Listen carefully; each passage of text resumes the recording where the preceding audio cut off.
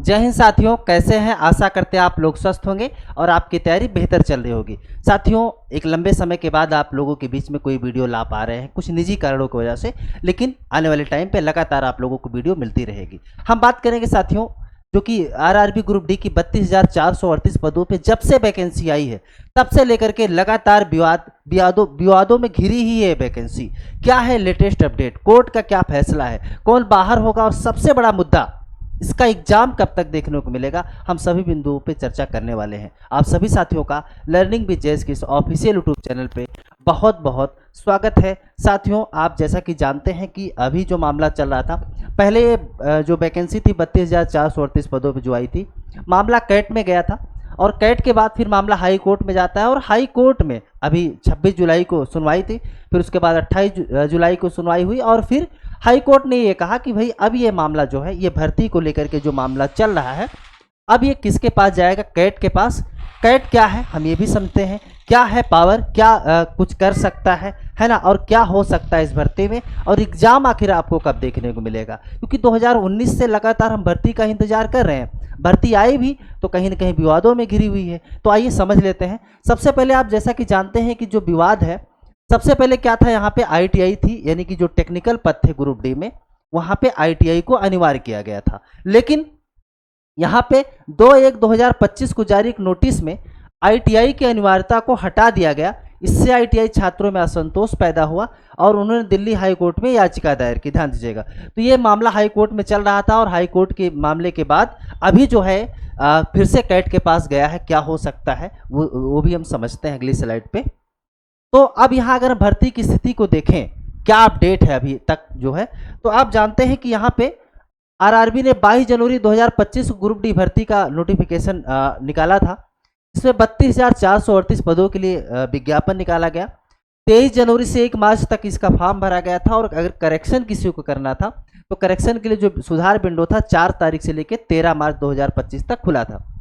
अगर हम बात करें 32,438 पदों के सापेक्ष जो है, तो 1,08,22,423 जो है फॉर्म पड़े थे। यानी कि अगर आप तैयारी कर रहे हैं तो ये चीज़ आप अनुमान लगा लीजिए कि पद सिर्फ 32,438 पद ही हैं। और अगर वहीं फॉर्म की बात करें तो 1 करोड़ से भी अधिक फॉर्म पड़े हैं। क्या पर सीट कंपटीशन हो सकता है, आप खुद समझ गए होंगे। तो क्या कंपटीशन है और कैसे आपको पेपर को क्रैक करना है इस कंपटीशन में, पर सीट कंपटीशन इतना हाई होने के बाद।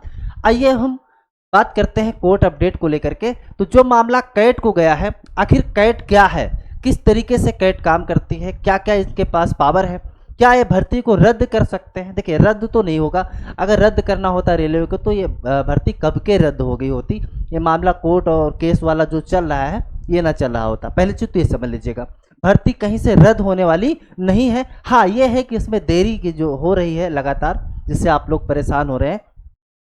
तो केंद्रीय प्रशासनिक अधिकरण यानी कैट की बात की जाए तो कैट क्या है, तो भारत में 1985 के प्रशासनिक अधिकरण अधिनियम के तहत स्थापित एक अर्ध न्यायिक निकाय है, जो कि संविधान के अनुच्छेद 323A के अंतर्गत कार्य करता है।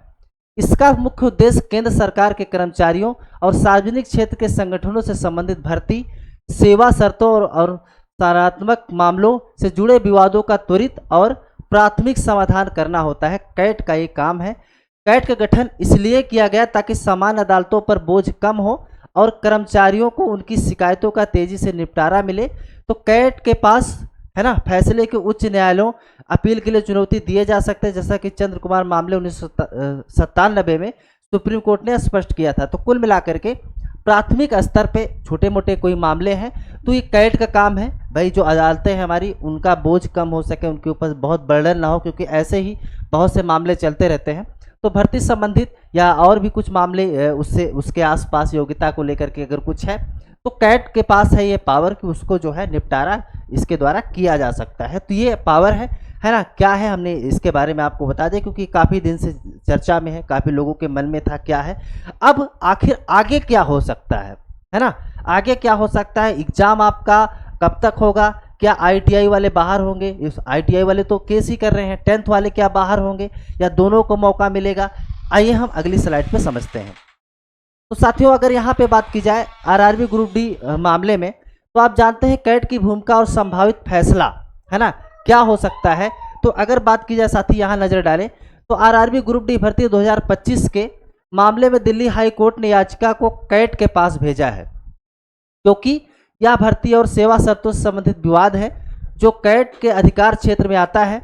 इस मामले को का विवाद 10वीं पास और ITI योग्यता वाले उम्मीदवारों की पात्रता को लेकर है।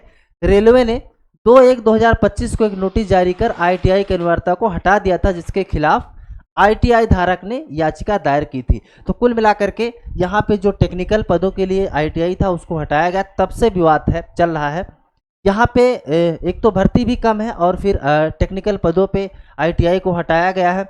हम सबसे अच्छी बात तो ये होती है अगर वैकेंसी को और इंक्रीज कर दिया गया होता तो ये मामला शायद कोर्ट तक जाता ही नहीं, क्योंकि सभी लोग संतुष्ट हो जाते। भाई जहाँ 32,000 भर्ती थे वहाँ पे अगर 70,000 80,000 वैकेंसी आ जाती तो लगभग ITI और नॉन ITI वाले दोनों लोग यहाँ पे खुश होते, लेकिन ऐसा नहीं हुआ रेलवे की तरफ से। अब यहाँ पे कैट का क्या फैसला सुना सकता है, क्योंकि अब मामला हाई कोर्ट के पास नहीं है, अब किसके पास है? कैट के पास है। अब कैट के पास क्या क्या है आइए हम समझ लेते हैं, किन बिंदुओं पे आखिर इसमें विचार किया जा सकता है। तो यहाँ पे साथी अगर बात की जाए तो सबसे पहली जो प्राथमिकता होगी कि निष्पक्षता और पारदर्शिता, है ना। यानी कैट यह सुनिश्चित करेगा कि भर्ती प्रक्रिया निष्पक्ष और पारदर्शी हो। क्या 10वीं पास उम्मीदवारों को शामिल करना ITI धारकों के साथ अन्याय करता है? ये पहला पॉइंट होगा। अंतरिम राहत, कैट अंतरिम आदेश जारी कर सकता है ना, जैसे कि भर्ती प्रक्रिया को रोकना, विशिष्ट पात्रता मानदंड लागू करना जब तक अंतिम फैसला नहीं हो जाता। पॉइंट नंबर दूसरा ही है ये। अगर हम तीसरे की बात करें, तीसरा क्या हो सकता है, तो आप जानते हैं यहाँ पे कि अंतिम फैसला कैट या तो रेलवे को नोटिस बरकरार रख सकता है ना, या तो उसे रद्द कर सकता है, या फिर भर्ती प्रक्रिया संशोधन के लिए निर्देश दे सकता है। उदाहरण के लिए आदेश दे सकता है कि ITI धारकों को प्राथमिकता दी जाए, 10वीं पास उम्मीदवारों के लिए अलग से कोटा निर्धारित किया जाए। तो ये है जो कि कैट के पास है, विचार कर सकता है। क्या और हो सकता है और क्या है संभावित एग्जाम की डेट, हम उसकी बात करेंगे। अब ये मामला तो कैट के पास है, लेकिन आखिर इसका एग्जाम क्या देखने को मिलेगा और क्या हो सकता है, आइए हम फाइनल समझते हैं। तो साथियों अगर बात की जाए तो संभावित समय रेखा, सबसे पहली तो बात तो हम आपको ये बता दें, अगर किसी को लग रहा है कि भाई ये भर्ती रद्द हो जाएगी, ठीक है, अगर ये है कि भाई भर्ती जो है ये भर्ती रद्द होगी, तो बिल्कुल भाई रद्द नहीं होने वाली है। पहले चीज तो बात समझिएगा, अगर भर्ती रद्द होनी होती तो ये मामला कोर्ट में इतना लंबा होता नहीं। पहले ही जब से विवाद चल रहा है भर्ती रद्द हो जाती और फिर से जो है नया नोटिफिकेशन आ जाता। तो यहाँ पे भर्ती रद्द होने वाला नहीं है और बहुत कम चांस है यहाँ पे कि 10th वालों को बाहर किया जाएगा, क्योंकि देखिए 10th वाले फॉर्म जब भराया गया तो लोग फॉर्म भरे हैं, ठीक है। अब ऐसा तो है नहीं, और उसके पहले जो है इसके पहले वाली जो भर्ती थी उसमें भी 10th वालों को मौका दिया गया था, ठीक है। तो यहाँ पे कोई बाहर होने वाला नहीं है। सबसे बड़ी बात यह है अगर आप फॉर्म भर चुके हैं तो आप तैयारी करते रहिए, पेपर आपका जरूर होगा, थोड़ा सा टाइम लग रहा है, ठीक है, लेकिन ऐसा नहीं है कि पेपर होगा ही नहीं, क्योंकि आप जानते हैं कि रेलवे के कैलेंडर की बात करें अगर नया जो 2026 में है ना, 2026 में जो है रेलवे ग्रुप डी की फिर से नई वैकेंसी आने वाली है।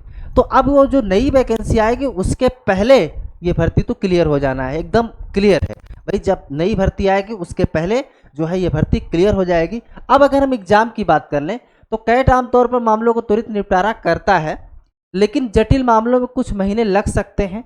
यदि कैट जल्दी फैसला सुनाता है तो 1-2 महीने में, यानी सितंबर से अक्टूबर तक, है ना, और वैसे भी सितंबर से अक्टूबर तक अभी कई एग्जाम्स लगे हुए हैं, तो लगभग अक्टूबर के बाद ही इसका पेपर देखने को वैसे भी मिलेगा, ठीक है। हाँ वो मामला चल रहा है कैट के पास है, वो अलग बात है, लेकिन एग्जाम भी इतनी जल्दी आप समझिए कि नहीं होने वाला है। लगभग ये मान के चलिएगा कि नवंबर से दिसंबर के बीच इसका एग्जाम देखने को मिल जाता है। अगर बाय द वे यदि मामला लंबा खिंचता है या फैसले के खिलाफ उच्च न्यायालय में अपील होती है तो परीक्षा और देरी हो सकती है। भाई अगर देखिए अब हाई कोर्ट ने तो पहले ही कह दिया है कि अपना फैसला सुना दिया कि भाई ये कैट के पास है अथॉरिटी, वो जैसा चाहे वैसा कर सकता है। हालांकि इसके बाद भी फैसला आता है तो कोर्ट तो और भी है ना, वहाँ भी हो सकता है। बट जो संभावनाएं दिख रही हैं ज़्यादातर आप जान पा रहे होंगे कि यहाँ पे आप मान के चलिएगा कि अभी जो है लगभग सितंबर अक्टूबर, यानी कि इसका एग्जाम जो होगा वो नवंबर और दिसंबर के आसपास देखने को मिलेगा।